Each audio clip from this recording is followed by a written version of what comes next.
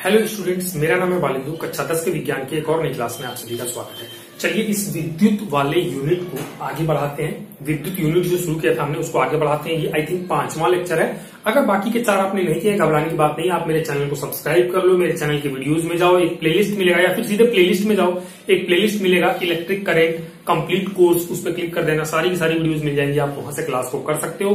20 minute 25 minute आधे घंटे की क्लास है, आसानी से पढ़ सकते हो आप। टाइम निकाल के थोड़ा भी टाइम निकालोगे और आपके बहुत काम का बोर्ड एग्जाम्स के लिए मोस्ट इंपोर्टेंट है। कम से कम 10-15 नंबर, मतलब टोटल आई थिंक टोटल आपके 70 नंबर में से 25 नंबर का तो मिनिमम फिजिक्स आएगा और 25 में से मिनिमम 10 नंबर का तो विद्युत से पूछेगा ही पूछेगा। तो इसलिए बहुत इंपॉर्टेंट है, आप जाके वहां पे पढ़ो तो आपके लिए बेनिफिशियल होगा। अगर आप थोड़ा बहुत जानते हैं, पहली बार इस चैनल पे हैं, तो आप इस लेक्चर को कंटिन्यू कर सकते हैं। अगर आपको बिल्कुल नॉलेज नहीं है, विद्युत बिल्कुल ही नहीं पढ़ा है, तो आप पहले मेरे प्लेलिस्ट में जाओ, वहां से वीडियोस को उठाओ, पहली वीडियो से शुरू करो पढ़ना और फिर 4th, 5वीं, 6वीं जो भी है लगातार वहां से पढ़ लो। बहुत फायदा होगा। नोट्स भी इसमें है, सब कुछ है। आप एक बार पढ़ के देखो, आपको मजा आएगा। ठीक है, चलो तो आज हम बात करने वाले विद्युत प्रतिरोध की या फिर इलेक्ट्रिक रेजिस्टेंस। इसको आर से दिखाते हैं। प्रतिरोध जैसा कि शब्द कुछ ऐसा लग रहा है जैसे विरोध करना या फिर किसी चीज में अवरोध उत्पन्न करना, ऐसा लग रहा है। बिल्कुल सही लग रहा है आपको। विद्युत प्रतिरोध का मतलब होता है कि किसी चालक के अंदर का वह गुण जो उसमें विद्युत धारा के प्रवाह का विरोध करता है, विद्युत धारा के प्रवाह का विरोध करता है, विद्युत प्रतिरोध कहलाता है। आर से दिखाते हैं इसके, जैसा कि आपने देखा हुआ है वहां पे। और विद्युत प्रतिरोध की जरूरत क्यों है? जरूरत है बच्चों, क्यों? क्योंकि जहां पे बिजली का उत्पादन होता है बहुत ही अधिकतम मात्रा में होता है, वहां पे पता लगा 50,000 वोल्ट और 60,000 वोल्ट, 66,000 वोल्ट की बिजली उत्पन्न हो रही है। उतनी अगर हमारे घरों में आ जाए तो पता नहीं आग लग जाएगी, उड़ जाएगा सब कुछ। हमको उसको कंट्रोल करना पड़ता है, कम करना पड़ता है। उसके स्पीड को, धारा के जो चाल है, धारा की जो स्पीड है उसको रोकना पड़ेगा। धारा का जो प्रवाह है उसको कम करना पड़ेगा अपनी जरूरत के हिसाब से। जैसे कि ट्यूबवेल से पानी आता, तुमने देखा होगा, ट्यूबवेल से जब पानी आता है तो अपने हिसाब से तुम जितनी जरूरत होती है नाली वाली बना के मोड़ लेते हो कि नहीं मोड़ लेते हो। सेम वैसा ही समझो, तार में इलेक्ट्रिसिटी जब फ्लो होती है ना, तो उसका अगर बहुत ज्यादा क्वांटिटी हो जाएगा तो हमारे जो इलेक्ट्रॉनिक गैजेट्स हैं वो उड़ जाएंगे, सारे खराब हो जाएंगे। हमको कंट्रोल करके लेना है, अपनी आवश्यकता के अनुसार लेना है। इसलिए उसमें प्रतिरोध का होना जरूरी है। प्रतिरोध क्या करता है? विद्युत धारा के बहाव को कंट्रोल करता है, रोकता है। तो बहुत आसान है, डेफिनेशन यहाँ पे लिखी हुई है कि किसी चालक का वह गुण जिसके कारण वह उसमें प्रवाहित होने वाली विद्युत धारा के प्रवाह का विरोध करता है, चालक का विद्युत प्रतिरोध कहलाता है। रिक्वायरमेंट क्या है मैंने आपको समझा दिया। इसको मैथमेटिकली देख लो क्या होता है। अगर 2 पॉइंट्स ए और बी है किसी कंडक्टर में, ये एक मान लो तार है, कंडक्टर में इस चालक, किसी चालक में मान लो ये एक तार है, इस तार पे 2 पॉइंट मैंने मार्क किया ए और बी। इस तार के इन दोनों पॉइंट्स के बीच का विभव भी है, हमने वोल्टमीटर से नापा है। और मान लो इसमें जो करंट फ्लो रही है वो आई फ्लो रही है, तो इस तार का प्रतिरोध अगर निकालना होगा तो वो प्रतिरोध इसके विभवांतर और इसमें बहने वाली धारा के अनुपात के बराबर होगा, या यूं कहें आर जो है वो V बटा आई के बराबर होगा। प्रतिरोध को मैथमेटिकली इस तरीके से दिखाया जाता है, आर बराबर V बटा आई। तो उम्मीद करता हूं ये लॉजिक आपको समझ में आया होगा। प्रतिरोध मींस क्या है कि किसी चालक के 2 सिरों के बीच का विभवांतर अगर पता है और उस चालक में बहने वाली धारा का पता है, तो विभवांतर बटे धारा कर दो तो उस चालक का जो प्रतिरोध है वो पता चल जाएगा, आर बराबर V बटे आई। ये पता चल जाएगा कि कितने विद्युत धारा के बहाव को ये कंट्रोल कर सकता है, रोक सकता है। इसलिए तुमने देखा होगा कि जब आप ट्रांसफार्मर से बिजली अपने घर में खींचते हो तो मोटी केबल लगाते हो, फिर घर में जब एक बार बिजली आ जाती है तो पतले पतले केबल्स के थ्रू आप वायरिंग कर लेते हो। क्यों कर लेते हो भाई? क्योंकि अलग अलग तार का प्रतिरोध अलग अलग है और तुम्हें पता है कि मुझे कितना कंट्रोल करना है। उसी हिसाब से जब ट्रांसफार्मर से लेते हो, पतला तार लगाओगे, पता लगा प्रतिरोध कम होगा, उसकी रोकने की क्षमता कम है और इलेक्ट्रिसिटी फ्लो ज्यादा हो रही है, वो गर्म होगा, जल जाएगा, खराब हो जाएगा। तो इसलिए प्रतिरोध की जो नीड है, जो आवश्यकता है, वो भी आपको समझ में आई होगी। और डेफिनेशन बहुत सिंपल है, आपके सामने लिखा भी है, मैंने बता दिया। और हाँ, प्रतिरोध के बारे में एक और इंपॉर्टेंट पॉइंट आपको याद रखना कि एक अदिश राशि है। कभी आपसे एग्जाम में 1 नंबर का सवाल पूछ ले कि बताओ प्रतिरोध सदिश राशि है कि अदिश राशि है, तो आपको प्रतिरोध ये अदिश राशि है। ठीक है, इसके मात्रक की बात करें, मात्रक में आपको निकालना सिखाया हूं। मात्रक निकालते टाइम क्या करना पड़ता है? मात्रक निकालने के लिए मेरी शुरू से वीडियोस को देखोगे ना, ये सब एकदम हलवा लगेगा। आर बराबर V बाई आई मैं कह रहा हूं, तो प्रतिरोध हमें प्रतिरोध का मात्रक चाहिए, तो प्रतिरोध का मात्रक बराबर हमें ये मैथमेटिकल रिलेशन पता होना चाहिए। मात्रक बराबर V का मात्रक बटे आई का मात्रक। V का मात्रक क्या होता है? वोल्ट, और आई का मात्रक क्या होता है? एम्पियर। तो मैंने क्या लिखा? वोल्ट बटे को प्रति वोल्ट प्रति एम्पियर। सिंपल है। और प्रतिरोध की जो चर्चा की थी, प्रतिरोध के बारे में जो एक्सप्लेन किया था, वो ओम नाम के वैज्ञानिक ने किया था। इसलिए इस मात्रक का नाम, इस मात्रक को कई बार ओम से भी दिखा दिया जाता है। देखो ओम, तो इसका मात्रक क्या होगा? वोल्ट पर एम्पियर या ओम। ठीक है, ओम का ये प्रतीक है, ये सिंबल है बच्चों, ओम का ये सिंबल है, ऐसे बना के ऐसे कर दोगे, ये किसका प्रतीक हो गया? ओम का। ये क्या है? यह एक मात्रक है। ये किसका मात्रक है? यह विद्युत प्रतिरोध का मात्रक है। ठीक है, तो ये पूरा आपके यहाँ पे सामने लिखा हुआ है। थोड़ी जानकारी और इसके बारे में ले लेते हैं। इसमें कुछ एक बड़े और छोटे मात्रक होते हैं स्टूडेंट्स, बड़े और छोटे मात्रक, जैसे कि 1 मेगा ओम कई बार नापने को आ जाता है, तो मैं बार बार कहता हूं मेगा की वैल्यू होती है 10 पे घाते 6, तो मेगा हटा के मैंने 10 पे 6 लिख दिया, तो 1 मेगा ओम बराबर 10 पे 6 ओम हो गया। कई बार बहुत कम नापना पड़ता है, 1 माइक्रो ओम, और माइक्रो में आपको बता चुका हूं कई बार कि 10 पे -6 के बराबर होता है, तो 1 माइक्रो ओम बराबर 10 पे घाते -6 ओम। और एक सवाल देख लेते हैं फटाफट से प्रतिरोध के ऊपर, एक एग्जाम्पल देखते हैं, क्या हमसे सवाल बन रहा है, क्या हमें प्रतिरोध समझ में आ रहा है। देखो सवाल कोई एग्जाम्पल है, देख लो, इसको हल कर लेते हैं। सवाल क्या लिखा हुआ है कि यदि एक परिपथ का विभवांतर, अच्छा विभवांतर मीन्स विभव में अंतर, कोई परिपथ होगा, कोई रास्ता होगा, उसमें 2 पॉइंट्स होंगे, उनके बीच का विभवांतर भी जो है, उनके बीच का विभवांतर भी जो है प्रवाहित धारा का 2 गुना है। अच्छा, अगर मान लो उसमें जो धारा है वो इतनी धारा आई धारा प्रवाहित हो रही है, इसमें जो ये धारा प्रवाहित हो रही है ना, मैंने मान लिया ये धारा कितनी प्रवाहित हो रही, आई धारा उसमें प्रवाहित हो रही, मुझे नहीं पता कितना आई धारा प्रवाहित हो रही, लेकिन सवाल क्या कहता है कि यदि एक परिपथ का विभवांतर यानी कि भी प्रवाहित धारा, यानी कि ये आई धारा मैंने मान लिया प्रवाहित हो रही है, कहा 2 गुना है। 2 गुना है तो यहां पे अगर धारा आई है तो विभव 2 गुणे आई के बराबर है, 2 गुना है, तो परिपथ के प्रतिरोध की गणना कीजिए। आर बराबर क्या होगा यही निकालना है। अभी आपको पढ़ाया गया आर बराबर भी बटे आई, आर बराबर क्या पढ़ाया गया, भी बटे आई, यहां से भी बराबर कितना 2i तो रख दो, बटे आई बराबर कितना आई तो रख दो, आई से आई कट गया, बराबर कितना आ गया 2, प्रतिरोध कितना आ गया 2, और इसका मात्रक क्या होता है वोल्ट पर एम्पियर या फिर ओम, तो मैं यहाँ पे इसके आगे सिंबल बना देता हूं किसका, ओम का। तो प्रतिरोध की गणना करनी थी और प्रतिरोध कितना आ गया 2 ओम का प्रतिरोध आ गया।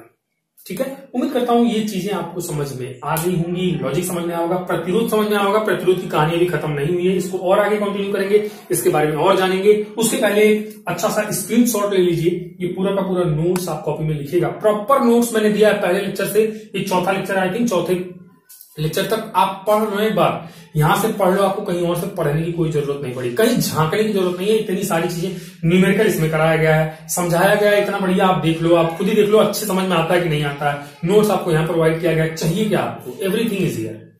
फटाफट से स्क्रीनशॉट ले लो, ठीक है, चलो ले लिया हो आप तक, तो जब तक मैं बात कर रहा था, चलो आगे चलते हैं। ओके स्टूडेंट्स, चलिए आगे चलते हैं। अब थोड़ा सा और बात कर लेते हैं, प्रतिरोध में प्रयुक्त होने वाले पद की बात करेंगे। सम इंपॉर्टेंट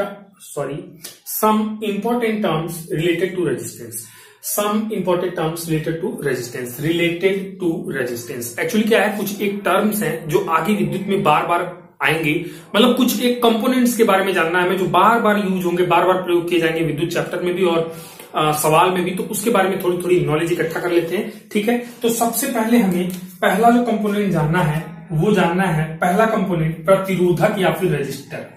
प्रतिरोधक क्या होता है भाई, प्रतिरोधक, या फिर इंग्लिश में इसको रजिस्टर कहते हैं। क्या होता है ये प्रतिरोधक या फिर क्या होता है ये रजिस्टर। जैसा कि नाम से आपको खुद लग रहा होगा, जैसा नाम इसका है प्रतिरोधक या फिर रजिस्टर, ये ऐसा लग रहा होगा ना, कुछ सजेस्ट कर रहा है, कुछ बता रहा है, रेजिस्टेंस से रिलेटेड है। एक ऐसा यंत्र जो किसी भी चालक में विद्युत प्रवाह को रोक सकता है या फिर विद्युत प्रवाह को कम कर सकता है, वो क्या कहलाता है, प्रतिरोधक या फिर रजिस्टर कहलाता है। सिंपल, प्रतिरोधक या फिर रजिस्टर कहलाता है। ठीक है, आपको समझ में आया होगा, सिंपल सी डेफिनेशन है, सिंपल से, घबराओ मत, इसका नोट्स मैं अभी यहाँ पे स्क्रीन पे लगा दूंगा, वहां से लिख लेना प्यार से, कोई दिक्कत नहीं, पहले चीजों को समझ लो। प्रतिरोधक या फिर रजिस्टर क्या होता है, एक ऐसा यंत्र जो किसी परिपथ में विद्युत धारा का विरोध करता है या फिर विद्युत धारा को रोक सकता है, कम कर सकता है, प्रतिरोधक कहलाता है। एक दूसरा टर्म आपको जानना है, परिवर्ती और प्रतिरोध तो मैंने दिखाया है ना भाई, रजिस्टर तो कल की क्लास में मैं पूरा पिक्चर आपको दिखाया हूं, रजिस्टर का पूरा पिक्चर दिखाया हूं, छोटा सा था, उसमें बहुत सारे कलर्स बने थे, फिर दिखाया मैंने, आपको समझ में आ रहा है, उसी की बात चल रही है। और इसके बाद परिवर्ती प्रतिरोध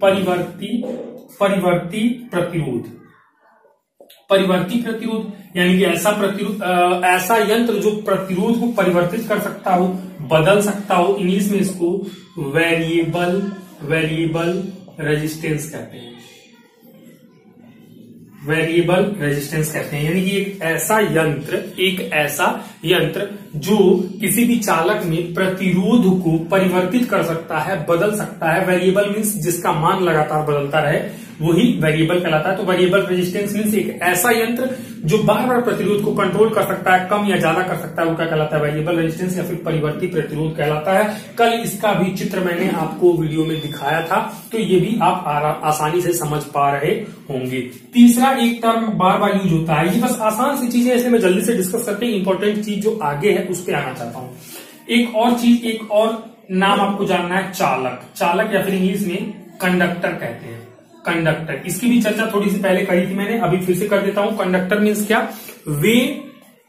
वे धातुएं या फिर वे वस्तुएं या फिर वह वस्तुएं जो विद्युत की सुचालक होती है, जिसमें विद्युत आसानी से प्रवाहित किया जा सकता है, वो चालक या फिर कंडक्टर कहलाती हैं। इसके एग्जाम्पल में जैसे कि धातुएं कौन कौन सी होती है भाई? जैसे लोहा हो गया, एल्यूमिनियम हो गया, लोहा, एल्यूमिनियम, कॉपर। धातुएं आप कक्षा 9 में भी अधातु आपने पढ़ा होगा। तो धातुएं कौन कौन सी होती है आपको पता बताया होगा, लोहा है, कॉपर है, एल्यूमिनियम, बहुत सारी हैं। तो ये सभी की सभी धातुएं चालक होती हैं, कंडक्टर होती हैं, उसमें इलेक्ट्रिसिटी आसानी से तुम फ्लो करा सकते हो। जैसे कि इसका एक और एग्जाम्पल होता है अम्लीय जल, एक ऐसा जल जिसमें एसिड हो। जल में तो इलेक्ट्रिसिटी फ्लो होती है, अम्लीय है तो बहुत तेजी से होती है, और जिसमें इलेक्ट्रिसिटी बहुत तेजी से फ्लो होती है वो होता है कंडक्टर, वो होता है चालक। तो ये कुछ एक एग्जांपल्स हैं चालक के बारे में, आपको समझ में आ गया। एक चीज और समझ लो, अचालक या फिर इसको इंग्लिश में नॉन कंडक्टर कहते हैं। क्या कहते हैं? नॉन कंडक्टर, अचालक या फिर नॉन कंडक्टर। वे वस्तुएं जो विद्युत की कुचालक होती हैं, जिसमें विद्युत आप प्रवाहित नहीं कर सकते हो, किसी भी स्थिति में विद्युत प्रवाहित नहीं कर सकते हो, वे वस्तुएं अचालक या फिर नॉन कंडक्टर कहलाती हैं। इसका एग्जाम्पल मुझे कौन बताएगा? आपके मन में आ रहा है कुछ एग्जाम्पल इसका? आ रहा होगा, जैसे कि सूखी लकड़ी, भीगा हुआ नहीं, भीगे हुए में करंट फ्लो हो जाती है, ध्यान रखना। सूखी लकड़ी, या फिर आप कह सकते हो रबर, जैसे रबर की कोई चीज है, या फिर आप कह सकते हो कांच की कोई चीज है ना, या फिर प्लास्टिक कह सकते हो आदि। ऐसी चीजें हैं जिसमें इलेक्ट्रिसिटी कभी भी फ्लो नहीं कराई जा सकती। इसलिए तुमने देखा होगा कि जो भी तार होता है घरों में, उस तार के अंदर कॉपर या एल्यूमिनियम वायर होता है, ऊपर प्लास्टिक की कोटिंग होती है, ताकि उसको कोई छू दे या बाहर कहीं भी टच हो जाए तो किसी को इलेक्ट्रिसिटी के झटके ना लगे, विद्युत के झटके ना लग जाए। या फिर तुमने देखा होगा पिलास में अंदर सब कुछ लोहे का होता है, ऊपर रबर की कोटिंग होती है, ताकि उसको पकड़ने से जब हम बिजली का कोई काम करें तो चलती बिजली में भी उसको किसी को भी झटका ना लगे। तो अब आप आसानी से समझ पा रहे होंगे कि अचालक या फिर नॉन कंडक्टर क्या? सूखी लकड़ी, रबर या फिर कांच। सूखी लकड़ी इसलिए कि लकड़ी को भिगा के अगर तुमने टच कर दिया ना तो जोर का झटका जोरों से लगेगा, और फिर पता नहीं क्या होगा, फिर कहोगे मैंने तो पढ़ा था कि लकड़ी तो कुचालक होती है, तो सुचालक होगी। बेटा जो प्रॉपर्टी है वो बदल जाती है। कई बार जब इसको भिगा लोगे, अगर पानी में डालोगे तो फिर ये झटके लगेंगे तुम्हें, फिर दिक्कत हो जाएगी। ठीक है। पांचवा एक और मोस्ट इंपॉर्टेंट टर्म उसके बारे में जान लो, ये है अर्धचालक। ये क्या है? अर्धचालक, या फिर इसको इंग्लिश में सेमी कंडक्टर कहते हैं। क्या कहते हैं? सेमी कंडक्टर कहते हैं। सेमी कंडक्टर क्या होता है बच्चों? जैसा कि अर्ध, नाम से आपको पता लग रहा होगा, आधा मीन्स ना तो ये पूरा चालक है, और ना तो ये पूरा कुचालक है या फिर अचालक है। ये इन दोनों के बीच का है। एक होता है चालक, एक होता है अचालक। इन दोनों के बीच में जो आता है उसको कहते हैं अर्धचालक, यानी कि इंग्लिश में कह सकते हो सेमी कंडक्टर। सेमी कंडक्टर का मतलब यह है कि इलेक्ट्रिसिटी बहुत अच्छे से उसमें फ्लो भी नहीं होगी, और ऐसा भी नहीं कि एकदम नहीं होगी। टेम्परेचर जैसे जैसे बढ़ाओगे अर्धचालक में इलेक्ट्रिसिटी की फ्लो वैसे वैसे बढ़ जाती है। और ये जो सेमी कंडक्टर है प्रेजेंट टाइम में, ये पूरी की पूरी इलेक्ट्रॉनिक्स, पूरी की पूरी दुनिया इलेक्ट्रॉनिक्स की इन्हीं सेमी कंडक्टर्स पे टिकी है। अगर हम अपने डिवाइस में चालक लगा दें, डिवाइस उड़ जाएगा। अर्धचालक लगा दे तो कुचालक लगा दे तो करंट ही नहीं पहुंचेगा, हमारा काम नहीं बनेगा, चीजें हमारी चलेंगी नहीं। अगर सेमीकंडक्टर लगा दें तो हम जरूरत भर चीजें ले सकते हैं। आप अपने घर में देख लेना, पंखा, फ्रिज, कूलर, यहाँ तक कि जो बड़े बड़े ट्रांसफार्मर्स होते हैं, ट्रांसफार्मर्स आपने देखा होगा, जो इलेक्ट्रिसिटी जहां से होकर आपके घरों में आती है, और फिर उनके पीछे भी जो बड़े ट्रांसफार्मर होते हैं वो सभी बने होते हैं सेमीकंडक्टर से, अर्धचालक से। अर्धचालक में ऐसा भी नहीं कि इलेक्ट्रिसिटी इतनी फ्लो हो जाए कि हमारा काम खराब हो जाए, और ऐसा भी नहीं कि इसमें फ्लो ही ना हो पाए। ये बीच का है, हमारी जरूरत की सारी चीजें यही पूरी करता है, अर्धचालक या फिर सेमीकंडक्टर। सेमीकंडक्टर दोनों के बीच की प्रॉपर्टी रखते हैं, और इसका टेम्परेचर जैसे जैसे बढ़ाओगे वैसे वैसे इसमें इलेक्ट्रिसिटी फ्लो भी क्या होती है, बढ़ जाती है। इसके मुख्य एग्जाम्पल्स हैं सिलिकॉन या फिर जर्मेनियम, और भी है सिलिकॉन, जर्मेनियम आदि कह सकते हो। लेकिन जो सिलिकॉन है और जो जर्मेनियम है, ये मोस्ट कह सकते हो कि मोस्ट पॉपुलर सेमीकंडक्टर्स हैं। और आपको पता होना चाहिए कि मैंने जैसे बताया आपको, ट्रांसफार्मर्स में या फिर पंखे में, फ्रिज में, जहां जहां हमें रिक्वायरमेंट होती है बिजली को कंट्रोल करने की, हर जगह यही अर्धचालक, यही सेमीकंडक्टर यूज होता है। और वो किससे बनता है, या तो सिलिकॉन से या फिर जर्मेनियम से। तो उम्मीद करता हूं ये सारे लॉजिक, ये सारे टर्म्स आपको समझ में आए होंगे कि रजिस्टर या प्रतिरोधक क्या होता है, परिवर्ती प्रतिरोधक या फिर वेरिएबल रेजिस्टेंस क्या होता है, चालक, अचालक और अर्धचालक, ये समझ में आया होगा। चलिए एक काम करिए, आप मुझे 1 आदि 2 सेकंड का टाइम दीजिए, नोट्स यहाँ पे आपके स्क्रीन पे आ जाएगा। चलिए आ गया नोट्स, देख लो। इसमें कुछ नहीं है, जितना मैंने पढ़ाया है, मतलब जितना मैंने यहाँ पे समझाया है, टू कॉपी वहां पे पॉइंट टू पॉइंट, बिना कुछ आगे बिना कुछ पीछे किए हुए उस नोट्स में लिखा हुआ है। इसलिए मैंने अलग से मेहनत नहीं की, अलग से जिल्लत नहीं उठाया उसको लिखने की या फिर तुम्हें लिखवाने की। फटाफट से ये स्क्रीनशॉट ले लो इस नोट्स का, ठीक है, और इसको देख के ये पूरा का पूरा टर्म्स के बारे में लिख लेना, बाकी समझ में तो आएगी होगा। ठीक है, चलिए, तो उम्मीद करता हूं आपने स्क्रीनशॉट ले लिया होगा। अब थोड़ा सा और आगे चलते हैं। ओके स्टूडेंट्स, चलिए प्रतिरोध के बारे में थोड़ी जानकारी और इकट्ठा कर लेते हैं। अभी हमें क्या पढ़ना है, हमें पढ़ना है वे कारक जिन पर किसी चालक का प्रतिरोध निर्भर करता है। यानी कि जो रेजिस्टेंस हमने अभी पढ़ा है थोड़ी देर पहले, वो रेजिस्टेंस किन किन चीजों पर डिपेंड करता है, रेजिस्टेंस किन किन चीजों पर निर्भर करता है, वो जानना है अभी इस हेडिंग के अंदर। यानी कि इंग्लिश में हम कह सकते हैं कि factors on which the resistance of a conductor depends. Factors on which the resistance of a conductor depends, यानी कि किसी कंडक्टर का, किसी चालक का जो प्रतिरोध है वो किन बातों पर निर्भर करता है, वो हमें देखना है। तो कुछ एक चीजें हैं जिन पे निर्भर करता है, उसको देख लेते हैं किन किन चीजों पे निर्भर करता है। सबसे पहली चीज चालक की लंबाई पर, चालक की लंबाई पर। किस पर? चालक की लंबाई पर। इंग्लिश में इसको लेंथ बोलते हैं, इंग्लिश में इसको क्या बोलते हैं? लेंथ बोलते हैं, लंबाई पर। देखो किसी भी चालक तार का प्रतिरोध, मेरी बात को ध्यान से सुनना, ये तुम्हें खुद से यहां पे लिखना है कि किसी चालक तार का प्रतिरोध उसकी लंबाई के अनुक्रमानुपाती होता है। अनुक्रमानुपाती होने का मतलब कि, मेरे कहने का मतलब है कि किसी भी कंडक्टर का जो रेजिस्टेंस होता है, किसी भी चालक का जो प्रतिरोध होता है, प्रतिरोध R, वो प्रोपोर्शनल होता है लंबाई के, वो प्रोपोर्शनल होता है लंबाई के, समानुपाती होता है लंबाई के। अब देखो समानुपाती का मतलब अगर तुम्हें नहीं पता है तो 2 सेकंड का टाइम लेके समझाता हूं। वैसे ये पहले कक्षा 9 में आपको खूब समझाया मैंने, अगर आपने कुछ कुछ मुझसे पढ़ा होगा तो आपको जरूर पता लग जाएगा। अब वैसे कहीं ना कहीं आपने पढ़ा होगा तो इसके बारे में जरूर बताया गया होगा। समानुपाती मतलब अनुपात जिसका समान हो। इसका मेन मतलब क्या होता है? लंबाई एक समानुपाती होता है या लंबाई की, इसको समानुपाती या अनुक्रमानुपाती बोलते हैं। बात एक ही है। आर प्रोपोर्शनल, इंग्लिश में प्रोपोर्शनल बोलते हैं, आर प्रोपोर्शनल टू एल। इसका मतलब ये होता है कि एल बढ़ाओगे, लंबाई बढ़ाओगे तो प्रतिरोध बढ़ेगा, एल घटाओगे तो प्रतिरोध घटेगा। अगर एक के बढ़ाने से दूसरा बढ़ता है या फिर एक के घटाने से दूसरा भी घटता है, सेम सेम जहां पे रहता है, तो अनुपाती कहते हैं। और इसी का एक और उल्टा होता है, व्युत्क्रमानुपाती होता है। एक प्रतीक होता है जिसको व्युत्क्रमानुपाती कहते हैं, उसमें चीजें हर में लिखी हुई होती हैं। अभी जस्ट इसके आगे वो भी आएगा। अगर एक चीज को बढ़ाओगे, अगर एक चीज को बढ़ाओगे और दूसरी चीज घट जाए, और एक चीज को अगर घटाओगे और दूसरी चीज अगर बढ़ जाए, तो आप कहोगे कि दोनों एक दूसरे के व्युत्क्रमानुपाती हैं, दोनों एक दूसरे के उल्टे हैं। एक जो करता है दूसरा उससे ठीक विपरीत करता है, उल्टा करता है। और समानुपाती का मतलब कि एक जो करता है दूसरा भी उसी के जैसा करता है। ठीक है, उसी के जैसा करता है। ठीक है, उम्मीद करता हूं आपको बात समझ में आ रही होगी। जैसे सिंपल टर्म्स में, मैं मैथमेटिकली नहीं लॉजिकली आपको समझाना चाहता हूं। जैसे बारिश और बाढ़, बारिश और बाढ़, बारिश बढ़ेगी तो बाढ़ बढ़ेगा, बारिश घट जाएगी तो बाढ़ भी घट जाएगा। और बारिश और सूखा कहेंगे दोनों एक दूसरे के विपरीत है, बारिश बढ़ेगी तो सूखा कम होगा, बारिश कम होगी तो सूखा बढ़ जाएगा। ठीक है, तो उम्मीद करता हूं ये लॉजिक आपको समझ में आ गया होगा। जो बच्चे समानुपाते और व्युत्क्रमानुपाते में कंफ्यूज होंगे उन्हें अब कंफ्यूजन नहीं होगा। अब आ जाते हैं अपने टॉपिक पे, प्रतिरोध पे। प्रतिरोध के बारे में क्या बताया गया है कि प्रतिरोध लंबाई के अनुक्रमानुपाती होता है। बताया गया है कि प्रतिरोध लंबाई के अनुक्रमानुपाती होता है। आपको लिखना है किसी चालक तार का प्रतिरोध उसकी लंबाई के अनुक्रमानुपाती होता है। उसके नीचे लिखना है R प्रोपोर्शनल टू L। इससे क्या पता चलता है कि लंबाई बढ़ेगी।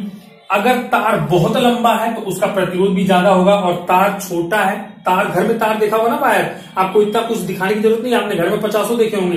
तार अगर छोटा होगा तो उसका प्रतिरोध क्या होगा, कम होगा। ठीक है, दूसरा एक इस चीज पे निर्भर करता है प्रतिरोध, और दूसरे किस फैक्टर पे डिपेंड करता है, दूसरा है क्षेत्रफल पर।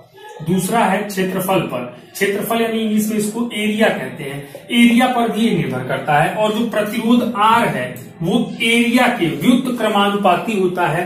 R is inversely proportional to area, व्युत्क्रमानुपाती होता है। व्युत्क्रमानुपाती होने का मतलब कि एरिया बढ़ाओगे किसी तार का एरिया। देखो, एरिया का मतलब होता है अनुप्रस्थ काट का क्षेत्रफल। एरिया का मतलब होता है अनुप्रस्थ काट का क्षेत्रफल। अनुप्रस्थ काट का क्षेत्रफल ये जरा समझ लो, ये क्या होता है, जैसे ये तार है ना, ये इतना मोटा तार है, सपोज दैट इसको यहां से तुमने कट कर दिया तो सेम वही कहानी यहां बन जाएगी, ऐसे बनेगा। ये जो एरिया है ना, ये गोल वाला एरिया है ना, ये जो एरिया है यही क्या है, यही आपका अनुप्रस्थ काट का क्षेत्रफल है। यानी कि ये जितना बड़ा होगा, ये गोला उतना बड़ा होगा, यानी कि तार उतना ही मोटा होता चला जाएगा। ये जितना पतला होगा, ये जितना छोटा होगा गोला, यानी कि तार उतना ही पतला होता चला जाएगा। अनुप्रस्थ काट का क्षेत्रफल समझ रहे हो। देखो, जैसे इसी को तार समझो, मान लो ये मोटी केबल है, इसके आगे वाला ये जो एरिया देख रहे हो ना, यही अनुप्रस्थ काट का क्षेत्रफल है। अनुप्रस्थ काट यहां से इसको काटा, यही इसका क्षेत्रफल है। अगर ये मोटा होता तो ये क्षेत्रफल ज्यादा होता, यानी कि अनुप्रस्थ काट का क्षेत्रफल जितना बड़ा होगा तार उतना ही मोटा होगा, और ये जितना छोटा होगा तार उतना ही पतला होगा। और ये जितना बढ़ेगा, एरिया जितना बढ़ेगा, मैंने क्या कहा कि क्षेत्रफल के व्युत्क्रमानुपाती होता है, प्रतिरोध घटेगा। यानी कि मोटे तार का प्रतिरोध कम होता है, और एरिया जितना घटेगा प्रतिरोध, क्योंकि व्युत्क्रमानुपाती होता है, एरिया घटेगा तो प्रतिरोध बढ़ेगा। यानी तार जितना पतला होता है उसका प्रतिरोध उतना ही ज्यादा होता है। ठीक है, उम्मीद करता हूं ये भी आपको समझ में आया होगा, समझ में आ गया होगा अनुप्रस्थ काट के क्षेत्रफल वाली बात। ठीक है, ये समझ में आ गया होगा। दो चीजें हो गई, दो चीजों पे डिपेंडेंसी पता चल गई आपको।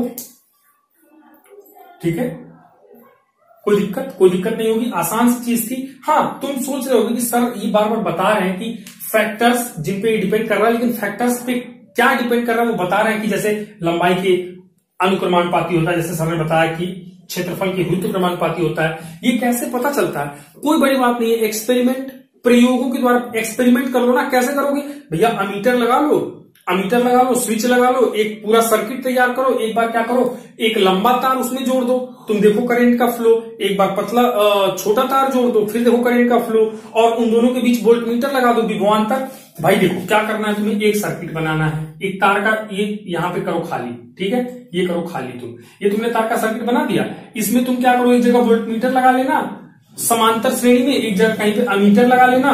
अमीटर श्रेणी क्रम में क्या होता है वो भी बाद में पता चलेगा, मैं बता ही रहा हूं। मतलब दोनों को इस सर्किट में लगा लो, और इसमें क्या करो, स्विच वगैरह लगा दो, और इसमें कोई लोड वगैरह दे दो, एक आध बल्ब वगैरह लगा दो। और इसमें क्या करो, एक बार छोटा तार लगाओ, और तुम भी नापो, आई नापो, भी बटा आई निकालो, आर निकल गया। एक बार इस तार को हटाओ, पतला तार लगाओ, फिर उसका भी निकालो इससे, आई निकालो इससे, फिर भी बटा आई निकालो। भी बटा आई क्यों, क्योंकि आर का फॉर्मूला होता है। फिर आर निकालो, तुम देखो ये आर और ये आर में क्या फर्क है। तुम देखोगे जो लंबा था उसका आर ज्यादा था, जो पतला था उसका, जो छोटा था उसका आर कम था। तो तुम कह रहे थे कि लंबाई बढ़ रही थी तो प्रतिरोध बढ़ रहा था, और लंबाई घट रही थी प्रतिरोध घट रहा था। ऐसे ही मोटा तार लगाओगे, प्रतिरोध निकालोगे, इसमें पतला तार लगाओगे, प्रतिरोध निकालोगे। तुम देखोगे कि जैसे जैसे तार मोटा कर रहे हो प्रतिरोध घटता जा रहा है, क्योंकि यहां से भी आई निकाल के भी बटा आई करते जाओगे। और फिर तुम जैसे जैसे इसमें पतला तार लगाओगे, तुम देखोगे प्रतिरोध बढ़ता जा रहा है। तो तुमने फिर रिलेशन बना दिया कि आर इनवर्सली प्रोपोर्शनल टू 1/एरिया। बस ये एक्सपेरिमेंट तो करना होता है, और क्या करना होता है, नथिंग। ठीक है, बस ये एक्सपेरिमेंट करना है और कुछ नहीं, ये आसान सा एक्सपेरिमेंट है, ऐसे कर करके निकाला गया है। लेकिन हमें इतना टाइम क्यों खराब करना, हमें तो जब चीजें प्रयोग किसी और ने किया है, उसने मेहनत किया, उसने बता दिया, तो हमें बस उस चीज को समझ के निकल जाना है। इतना टाइम हमारे पास अभी नहीं है प्रैक्टिकल वगैरह करने के लिए। तो दो फैक्टर्स आपको पता चल गए। तीसरा एक और फैक्टर होता है, तीसरा जो फैक्टर होता है पदार्थ की प्रकृति पर, पदार्थ की, नोट्स की चिंता मत करो, अभी मैं खुद ही दे दूंगा। प्रकृति पर यानी कि नेचर पर, प्रकृति पर कैसे डिपेंड करता है, नेचर पे या फिर प्रकृति पे कैसे डिपेंड करता है, नेचर पे या फिर प्रकृति पे कैसे डिपेंड करता है, प्रकृति पे ये इस तरह डिपेंड करता है कि अगर ये कॉपर का बना है तो उसका प्रतिरोध अलग होगा, अगर एल्यूमिनियम का बना है उसका प्रतिरोध अलग होगा, अगर लोहे का बना है उसका प्रतिरोध अलग होगा। यानी कि तार की प्रकृति पर भी निर्भर, किसी चालक तार का प्रतिरोध तार की प्रकृति, तार के मटेरियल पर भी डिपेंड करता है। अलग अलग मटेरियल से बने हुए तार का प्रतिरोध अलग अलग होता है। तो एक फैक्टर ये भी है, नेचर या फिर प्रकृति। एक और फैक्टर है स्टूडेंट, चौथा फैक्टर है ताप या फिर टेम्परेचर, ताप या फिर टेम्परेचर। ताप पर भी डिपेंड करता है, ताप पर भी डिपेंड करता है। कौन? ताप पर भी डिपेंड करता है आपका प्रतिरोध। ताप बढ़ाओगे, टेम्परेचर बढ़ाओगे तो प्रतिरोध बढ़ेगा, टेम्परेचर घटाओगे तो प्रतिरोध घटेगा। यानी कि कोई भी तार है, सपोज दैट उसका प्रतिरोध 10 ओम का है, उसका टेम्परेचर तुमने बढ़ा दिया तो उसका प्रतिरोध 11-12 हो सकता है। और अगर उस तार का प्रतिरोध उस तार का टेम्परेचर तुमने घटा दिया तो उसका प्रतिरोध 8-9 भी हो सकता है, 10 से घट भी सकता है, 10 से बढ़ भी सकता है। तापमान बढ़ाने से किसी भी चालक तार का प्रतिरोध बढ़ता है और तापमान घटाने से किसी भी चालक तार का प्रतिरोध घटता है। तो ये चार फैक्टर्स हम पढ़ के रहे थे, factors on which the resistance of a conductor depends. तो रेजिस्टेंस जो है वो 4 फैक्टर्स पर डिपेंड करता है। प्रतिरोध 4 कारकों पर निर्भर करता है, लंबाई पर, अनुक्रमानुपाती होता है, क्षेत्रफल पर व्युत्क्रमानुपाती होता है, प्रकृति पर भी डिपेंड करता है और टेम्परेचर पर। लंबाई पर क्या हो गया, समानुपाती, बढ़ाने से बढ़ेगा, घटाने से घटेगा। एरिया, अनुप्रस्थ काट के क्षेत्रफल के व्युत्क्रमानुपाती, यानी कि तार मोटा होगा तो रेजिस्टेंस कम होगा, तार पतला होगा रेजिस्टेंस, एरिया बढ़ाओगे रेजिस्टेंस घटेगा, एरिया घटाओगे रेजिस्टेंस बढ़ेगा। अलग अलग तार का प्रतिरोध अलग अलग होता है और तापमान बढ़ाने से प्रतिरोध बढ़ता है। ये 4 नंबर में 4 मार्क्स में आपसे ऐसे ही टू द पॉइंट सवाल पूछ दिया जाएगा कि किसी भी चालक तार का प्रतिरोध किन बातों पर निर्भर करता है, क्वेश्चन मार्क लगा देगा। 4 नंबर में सवाल पूछ देगा, आपको लिखना पड़ेगा कि चालक तार का प्रतिरोध निम्न बातों पर निर्भर करता है। पहला लंबाई पर, फिर पूरा लाइन लिखना पड़ेगा, अनुक्रम फिर ये बनाना पड़ेगा, फिर क्षेत्रफल पर पूरी बात लिखनी पड़ेगी, फिर ये बनाना पड़ेगा, इस तरीके से। और रही बात नोट्स की, मैं काम करता हूं, आपको यहाँ पे स्क्रीन पे नोट्स लगा देता हूं।